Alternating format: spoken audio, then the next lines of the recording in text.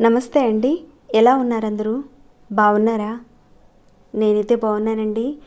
మీ అందరికీ అమ్మవారి ఆశీస్సులు ఎల్లప్పుడూ ఉండాలని కోరుకుంటూ, సోమవారం రోజున సాయంత్రం మీ ఇంటి బయట దీనిని వెలిగించండి. ఎలాంటి సమస్యల నుంచి అయినా సరే మీరు బయటపడతారు. శత్రువుల నుంచి మీకు విముక్తి లభిస్తుంది. ఈ మధ్యన చాలామంది అడుగుతున్నారు, కామెంట్స్ పెడుతున్నారు, ఏంటంటే మాకు ఒకదాని తర్వాత ఒకటి ఏదో ఒకటి సమస్య వస్తూనే ఉంది, ఏదో ఒకటి ఇబ్బంది వస్తుంది, తట్టుకోలేకపోతున్నామండి. పోనీ ఆ సమస్య తీరిపోయిందనుకుంటే మళ్ళీ కొత్త సమస్య వస్తున్నాయి. ఇలాంటి సమస్యలు వెంటనే వస్తున్నాయి. వాటితో ఇబ్బందులు చాలా వరకు పడిపోతున్నాం. ఇంకాను చుట్టుపక్కల ఉన్నవారు, ఎదుటివారు, పక్కింటి వాళ్ళు, మా చుట్టాలు, మా ఫ్రెండ్స్, మాతో పనిచేసే ఉద్యోగస్తులు, ఇంట్లో ఉన్న కుటుంబ సభ్యులు, అది అత్తగారు కావచ్చు, అలానే భార్య, భర్త, ఆడపడుచులు, ఎవరైనా సరే ఇంట్లో కుటుంబ సభ్యులు, వారు మమ్మల్ని ఇబ్బంది పెడుతున్నారు. అక్కడ మా తప్పు లేకపోయినా కానీ ఏదో ఒకటి మానసికంగా సూటిపోటి మాటలతో విపరీతంగా ఇబ్బంది పెడుతున్నారండి. కావాలని మా మీదకి వచ్చి ఏదో ఒకటి అంటే కానీ వాళ్ళకి సంతృప్తి అనేది ఉండటం లేదు. ఈ రకంగా ఏదో ఒకటి మాటలు అంటూ ఉన్నారు. అస్సలు తట్టుకోలేకపోతున్నాము. దీని మీద ఏదైనా ఒక చిన్న తేలికైన పరిహారం ఏదైనా ఉంటే చెప్పండి అని అడుగుతున్నారు. ఇక్కడ నేను చెప్పేది ఎలాంటి నియమ నిబంధనలు లేని ఒక పరిహారం చెప్పబోతున్నానండి. ఎవరైతే ఇలాంటి సమస్యలతో బాధపడుతున్నారో తప్పకుండా ఈ పరిహారం చేసుకోండి. రూపాయి పెట్టనవసరం లేదండి ఖర్చుకి. మంత్రాలు, జపాలు ఏది కూడా అవసరం లేదు.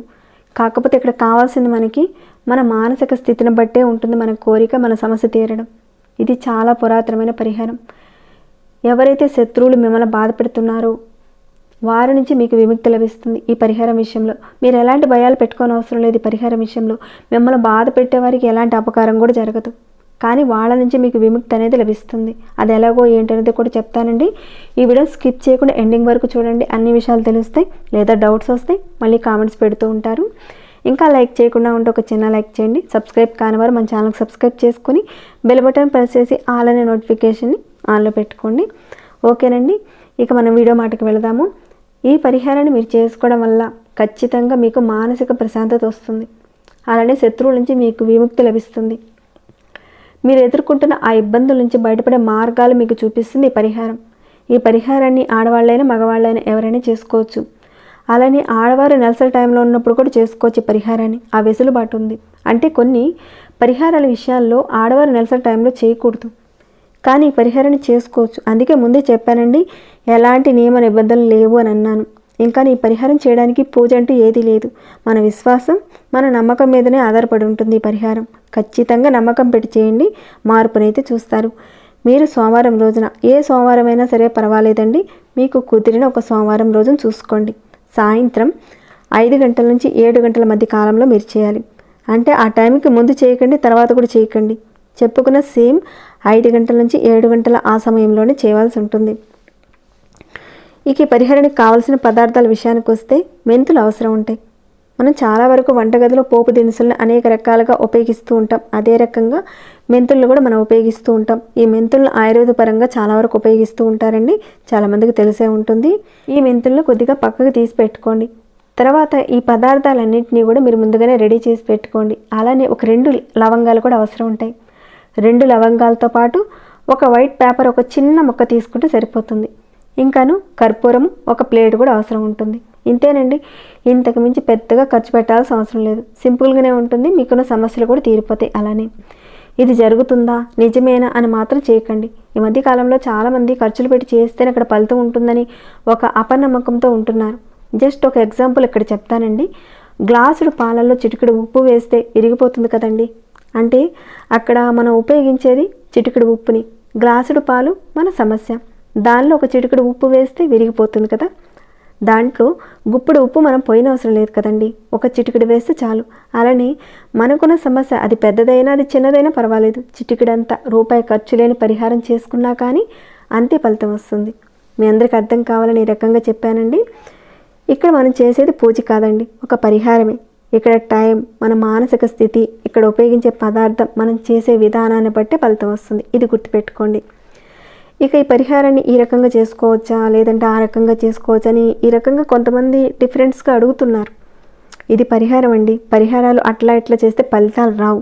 కొన్ని పరిహారాలు ఆ రకంగా చేయడం వల్ల సమస్యలు వస్తాయి. కాబట్టి ఎలా చెప్తున్నానో అది ఏ రకంగా చేయండి, మంచి ఫలితాలు వస్తాయి. పరిహారాల విషయాల్లో పూర్తిగా కాన్సన్ట్రేషన్ పెట్టి మనసు లగ్నం చేస్తేనే రిజల్ట్ ఉంటుంది. ఇక్కడ చూపించే పదార్థాలు మీ దగ్గర లేకపోతే, ఒకవేళ ఆ టైంలో మీకు చేయడానికి కుదరకపోతే మీరు చేసినా కానీ పెద్ద రిజల్ట్ అయితే ఉండదు. ఇది కూడా గుర్తుపెట్టుకోండి.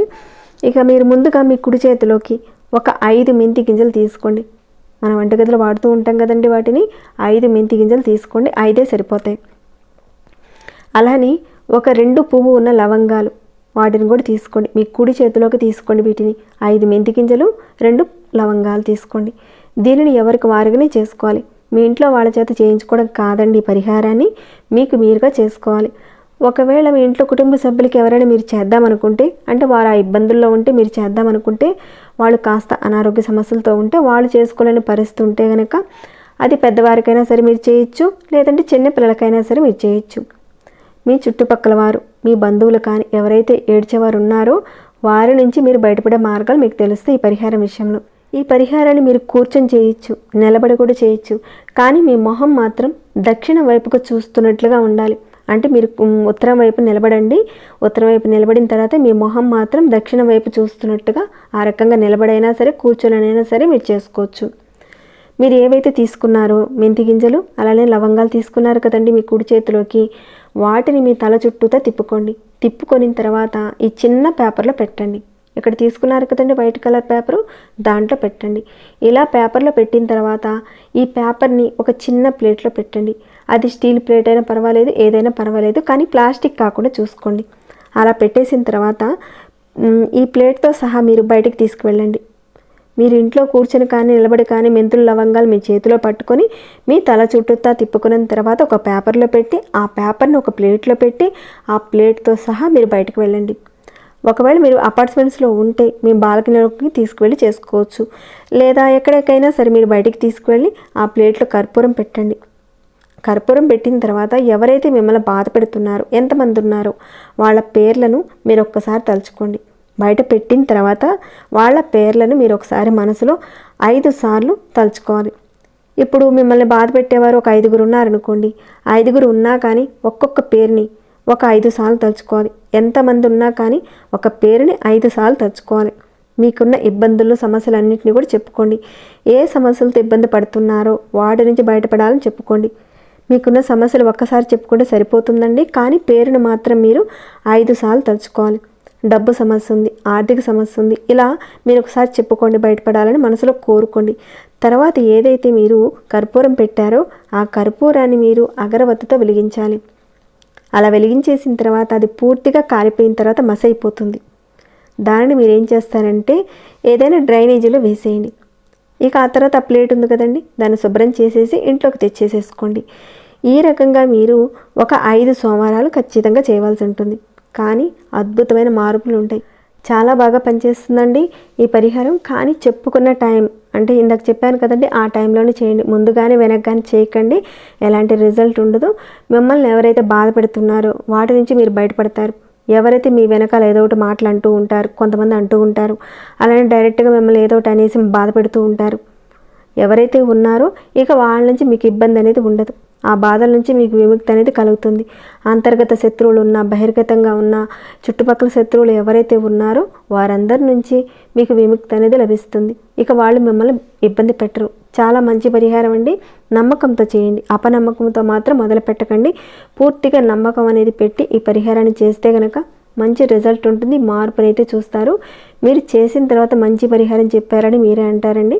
ప్రయత్నించండి. ఎవరికైతే ఈ సమస్యలు ఉన్నాయో మీరు ప్రయత్నించిన తర్వాత మీకు వచ్చిన మార్పుని, రిజల్ట్ని నాతో షేర్ చేసుకోవడం మర్చిపోకండి.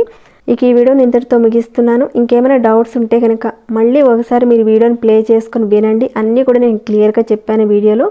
ఎలాంటి డౌట్స్ అనేవి పడకుండా చక్కగా చేసుకోండి. ఇంకా లైక్ చేయకుండా ఉంటే ఒక చిన్న లైక్ చేయండి. సబ్స్క్రైబ్ కానివారు ఇంకా చూస్తుంటే సబ్స్క్రైబ్ చేసుకొని ప్రతిరోజు మన ఛానల్లో ఉన్న వీడియోస్ని చూస్తూ ఉండండి. మరొక భక్తి వీడియోలో మళ్ళీ మిమ్మల్ని కలుసుకుంటాను. అంతవరకు సెలవు.